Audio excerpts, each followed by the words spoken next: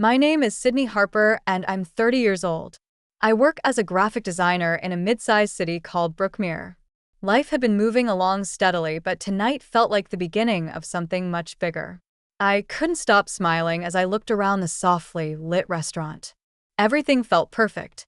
The camel centerpieces, the gentle background music, the scent of fresh flowers in the air. Tonight was our engagement party. And after 4 years of being together, Nathan and I were finally taking the next step. In just 4 months, we'd be married. Nathan stood beside me, tall and warm as ever, his hand gently resting on the small of my back. I met him 4 years ago when he joined the creative department at the marketing firm where I worked. We hit it off during a company offsite retreat, and from there, things just flowed naturally. He was kind, dependable, and smart. We'd built a life based on respect, trust, and shared goals. Our closest friends and family were gathered here tonight to celebrate our engagement. I glanced around the room and spotted many familiar faces smiling back at me. Coworkers, old college friends, Nathan's parents, and even a few cousins I hadn't seen in a while. And of course, my own family was there, or at least most of them. My parents, Erica and Owen Harper, sat at a table near the front. Their smiles looked stiff, almost forced. My younger sister, Chloe, was there too, lazily scrolling through her phone like she'd been dragged here against her will. Probably her third phone this year, knowing her track record. We were never very close, and that distance only grew wider with time. Still, I pushed the awkward tension aside. Tonight wasn't about old family dynamics. It was about love, commitment, and the new chapter ahead. Or so I thought. Erica stood up and gently tapped her wine glass with a spoon. The sound rang through the room, and conversations quieted as all eyes turned toward her. "Can I have everyone's attention, please?" she said with a smile that didn't quite reach her eyes. "First, I want to say congratulations to my beautiful daughter, Sydney, and her wonderful fiancé, Nathan. I hope your marriage is full of love, joy, and happiness." There was polite clapping and a round of raised glasses. Nathan squeezed my hand under the table, and I smiled at him, feeling grateful. But then my mother spoke again, her tone suddenly colder, more deliberate. "I also have an important announcement to make," she said, setting her glass down. "After talking it over with Owen, we've decided to give Sydney's $45,000 wedding fund to Chloe instead." The room went dead silent. I blinked, certain I must have misheard her. A soft chuckle escaped my lips as I looked around, expecting someone else to laugh with me. "That's funny, Mom," I said, trying to keep my tone light. "But that money is mine. I'm not giving it away." Erica's smile faded instantly. Her expression hardened, lips pressed into a thin line. "This isn't a joke, Sydney," she said sharply. "Your sister is getting married a few months after you, and she needs the money more than you do." A wave of heat rushed to my face. I felt my stomach tighten. "What are you talking about?" "That's my money, Mom. You and Dad gave it to me. It's in my personal account." "Honey," she said, her voice coated in forced calm. "You have a good job. So does Nathan. Chloe and her fiancé are struggling. She deserves to have a beautiful wedding too." My hands began to tremble. I stood up, trying to steady myself. "We've already planned our wedding with that money. We've been careful. We're being smart with it. We even want to use part of it for a down payment on a home. You can't just take it away." Chloe suddenly shoved her chair back and jumped to her feet, nearly knocking over her drink. "Don't be so selfish, Sydney," she snapped.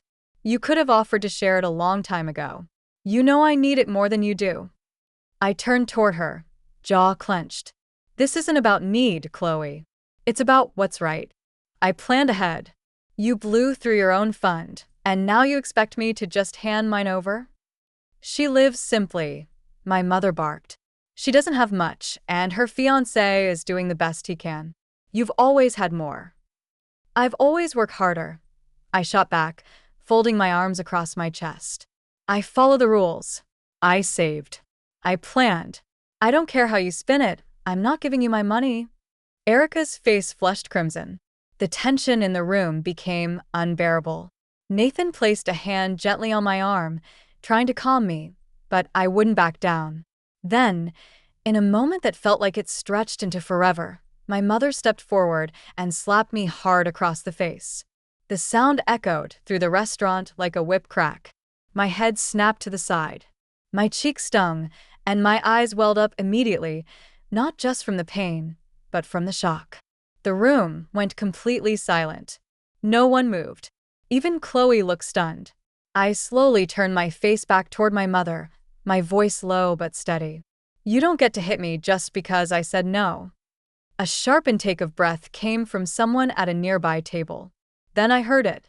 The soft voice of a waiter near the bar speaking into a phone. "Yes, hello. I need to report an assault. It happened just now at Alden's Bistro." Within minutes, the sound of sirens could be heard approaching the restaurant.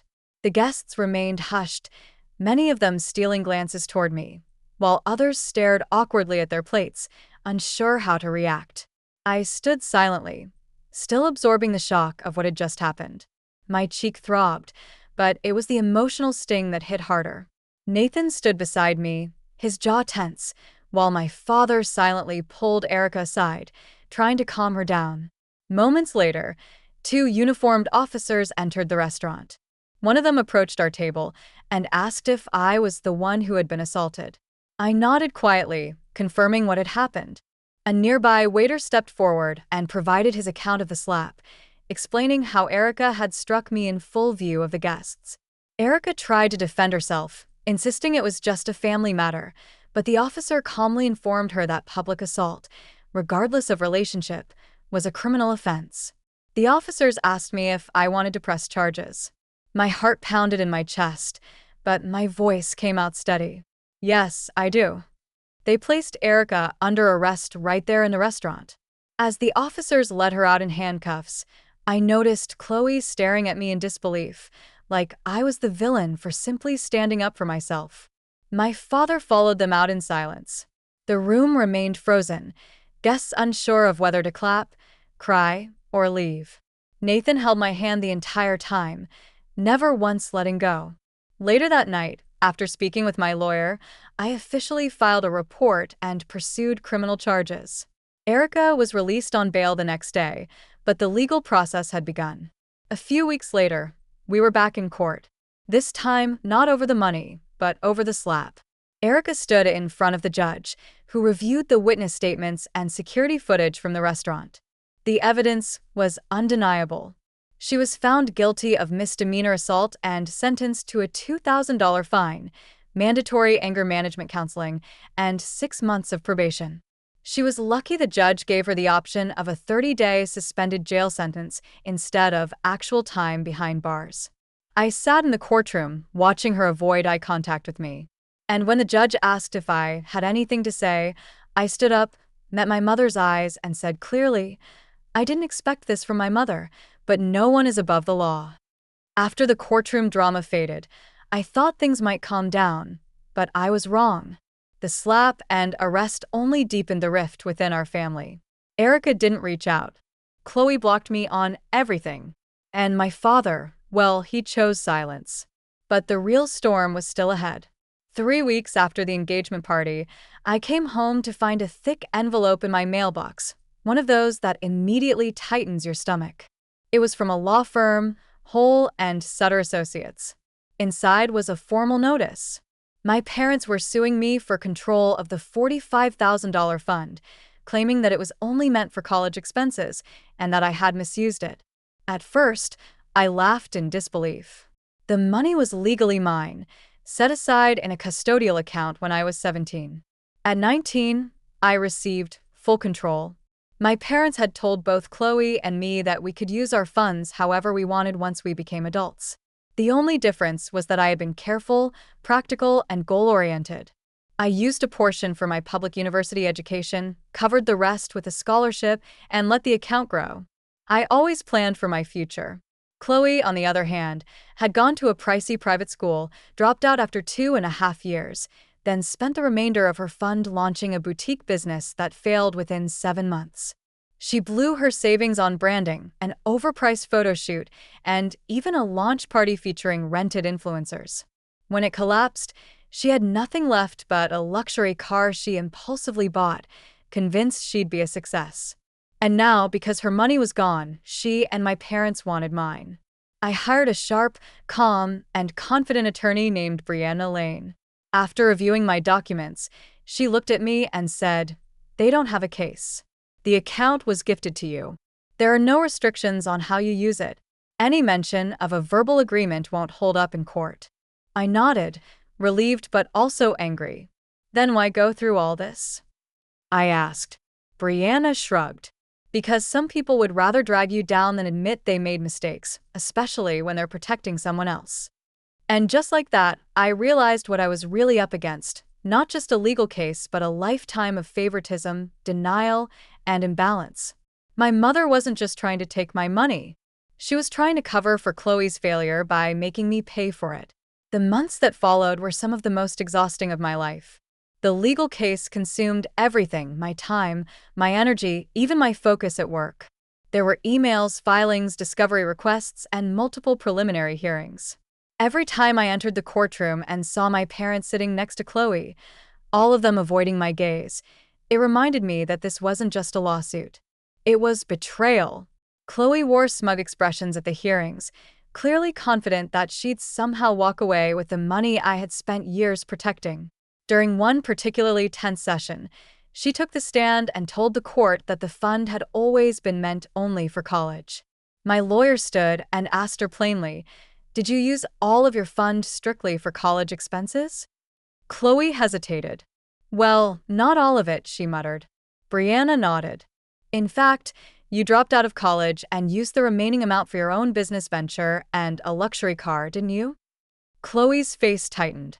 "That's not relevant." But it was very relevant.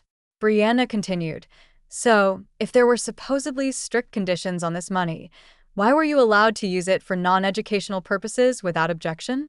Chloe had no answer. I sat quietly, heart pounding but steady, as the courtroom listened. It was all coming out now: my parents' favoritism, Chloe's irresponsibility, their attempt to cover up her failures by punishing me. Outside the courtroom, Nathan remained my anchor. He came to every hearing, held my hand through every setback, and reminded me again and again that standing my ground mattered. But it wasn't easy. Between legal fees and emotional burnout, it felt like everything I had planned for my wedding was being stripped away. We had to delay parts of our planning. I lost sleep. I cried, sometimes in the middle of the night, sometimes between meetings at work. But I never gave up. I knew this fight wasn't just about money. It was about being seen, about being respected, and for once, about holding my family accountable. Just when I thought things couldn't get worse, they did. I was at home reviewing a list of wedding vendors when my phone buzzed with a call from my cousin Melissa. "Sydney, I just wanted to say I'm sorry about the wedding being canceled," she said sympathetically. My heart skipped a beat. "What are you talking about? The wedding's still on." There was a pause. "Your mom called me last week. She said you and Nathan broke up because he cheated on you." My jaw dropped. Within the next hour, I received 3 more calls from confused friends and distant relatives, all asking why the wedding had been called off. Someone had even sent fake emails designed to look like they were from me, saying the event was canceled. I checked my email and found nothing in my sent folder, which meant someone had made a fake account to impersonate me. I was stunned. My mind immediately went to Chloe. I had no proof, but the pattern was clear. The sabotage wasn't stopping at legal claims. It had become personal. I called Aunt Mara, my mom's sister, and one of the few relatives who hadn't taken sides. "I was about to call you," she said with a sigh. "Your mother's been telling people you're lying about Nathan, that you're unstable, and that the wedding was never supposed to happen." I leaned back against the wall, exhausted. "Why is she doing this?" I asked. "Because she's protecting Chloe," Aunt Marlowe replied gently. "She's always protected her, even when she didn't deserve it. I love Chloe, but your mom is enabling her. And now she's dragging you through the mud to make her look better." The betrayal cut deeper than any courtroom testimony ever could. My own mother was trying to ruin my reputation to win sympathy for my sister. Nathan walked in that evening and immediately noticed my face. "What's wrong?" he asked. I showed him screenshots of the fake emails and told him what Melissa had said. He was furious, but not surprised. Your sister just contacted me too, he added grimly. She said she had proof that you were cheating on me. She sent photos. I stared at him in horror. He pulled out his phone and showed me several poorly edited images, clearly photoshopped, of a woman with my face pasted onto another body standing beside some random man. It was laughably bad, but deeply upsetting. Nathan shook his head. Of course I didn't believe it, but my parents saw them too. Your family is trying to destroy everything we're building. That's when we decided to take action. We hired professional security for the wedding and submitted photos of Erica, Owen, and Chloe, instructing that none of them were to be allowed in. I hated that it had come to this, but I wasn't going to let them ruin anything else. The morning of the wedding, I woke up with a strange blend of excitement and dread. Nathan and I had chosen a beautiful outdoor venue just outside Brookmere. Nothing extravagant, but elegant and personal. White chairs lined the grassy garden, all facing a wooden arch wrapped in fresh flowers. I stood in the bridal suite in my dress, adjusting my veil as guests began arriving. My stomach twisted with nerves, not from the vows, but from what I knew could still happen. We had 2 trained security guards stationed at the venue entrance, and they had strict instructions to deny entry to anyone from my immediate family. Nathan and I had gone over every detail. Still, I couldn't relax. At around 2:15, there was a knock on the bridal suite door. One of the guards stepped inside, lowering his voice. Miss Harper, he said cautiously. We've just detained a young woman attempting to enter through the back service gate. She matches the photo you gave us. Your sister Chloe. My heart pounded. Was she alone? I asked. Yes, he said, but she was carrying a tote bag. When we opened it, we found a large can of red paint. My breath caught in my throat. The wedding dress, the venue, the guests, she had planned to ruin all of it. Rage, sadness, and disbelief fought for space in my chest. Do you want to press charges? The guard asked. We can contact the local sheriff right now. I hesitated. After everything, the slap, the lawsuit, the lies, the photoshopped photos, and now this, I had every reason to involve the police again. But this was my wedding day. I had already lost enough to their chaos. No, I said finally, my voice flat. Just make sure she's removed from the property and doesn't come back. Please also check that my parents haven't tried to sneak in. He nodded and left. I sank into a nearby chair, trying to keep from crying. My best friend Isabel knelt beside me. What happened? She whispered. I looked at her, my voice barely holding steady. Chloe tried to sneak in with a can of paint. She was going to destroy everything. Isabel's eyes widened in shock, then hardened with fury. You know what? That means you win, she said firmly. They couldn't stop your happiness, so they tried to ruin it. But you stopped them. You stood your ground. Now go marry the man who stood by you through all of this. You deserve every bit of this day. I wiped my tears, took a deep breath, and stood up. My Uncle Brian, my dad's brother, walked me down the aisle. As I stepped into the garden, I saw Nathan waiting under the arch, eyes locked on mine. And in that moment, the rest of the world disappeared. The betrayal, the court dates, the tears, the pain, it all faded. Today was about love. Ours. The ceremony was heartfelt and beautiful. We exchanged vows that spoke of strength, loyalty, and partnership. When the officiant pronounced us husband and wife, the guests erupted into applause. For the first time in months, I felt light-free. The reception was everything we hoped it would be. There was laughter, music, and heartfelt speeches from people who had stood by us through it all. Isabel gave a toast that made me cry. Soft, proud tears, the kind that only come after you've been through a storm and found peace on the other side. Nathan and I danced, ate, and celebrated like nothing else mattered. And in truth, nothing else did. Nearly everyone commented on how beautiful the venue looked, how happy we seemed, and how the day felt full of genuine love. A few guests had heard bits of the drama but respected our silence.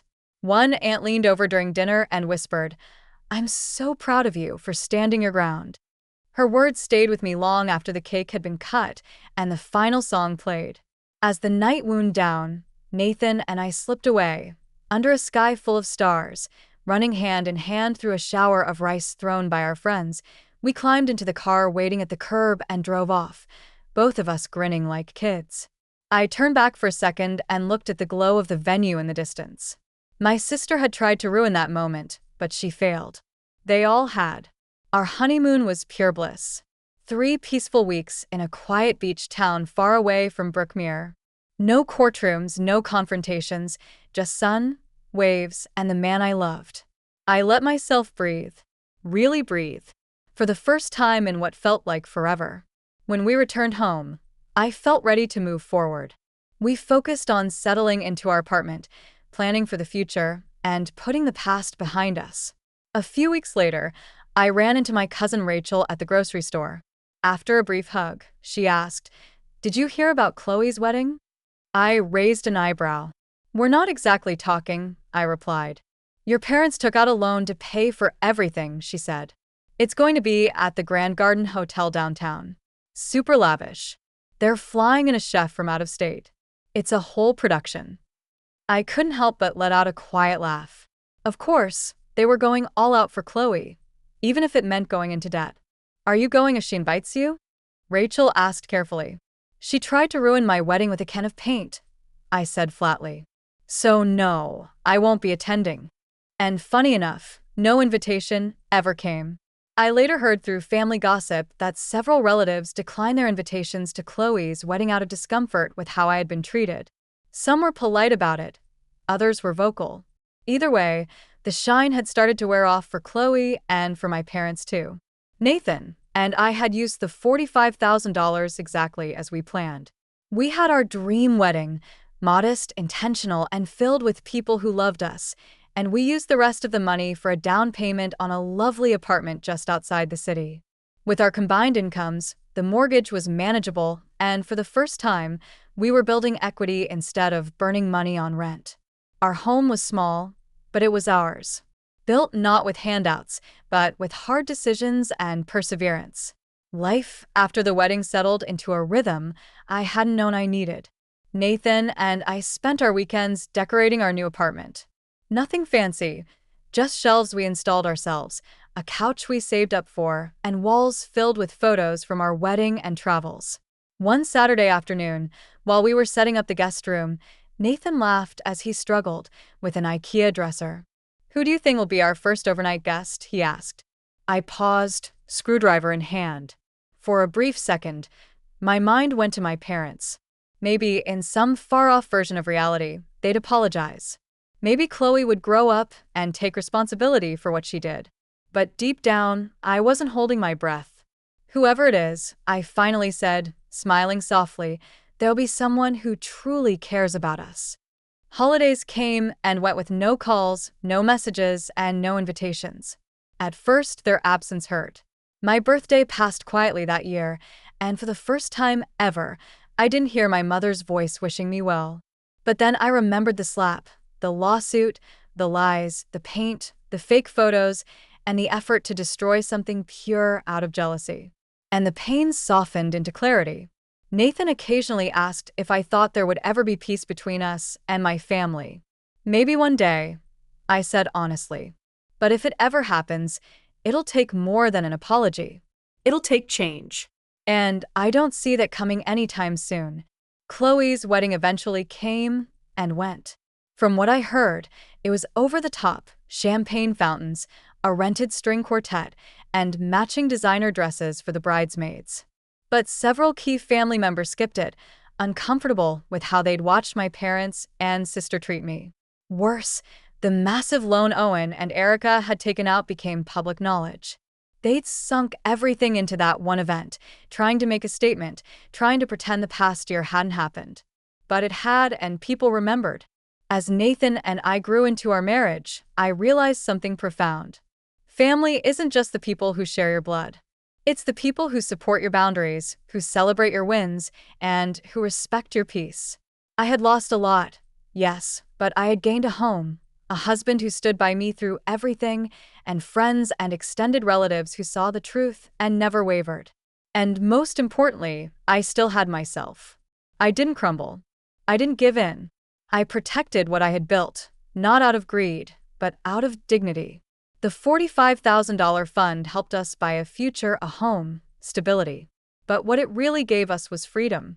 Freedom from manipulation. Freedom from guilt. Freedom from a family that believed love was conditional on obedience. I stood up for myself and I won, not just in court but in life. Thanks for reading this powerful story. If you found it moving or relatable, don't forget to like the video to show your support. Share your thoughts in the comments. We'd love to hear from you. And if you enjoy real-life inspired stories with strong emotions and satisfying endings, make sure to subscribe to the channel so you never miss a new upload. See you in the next story.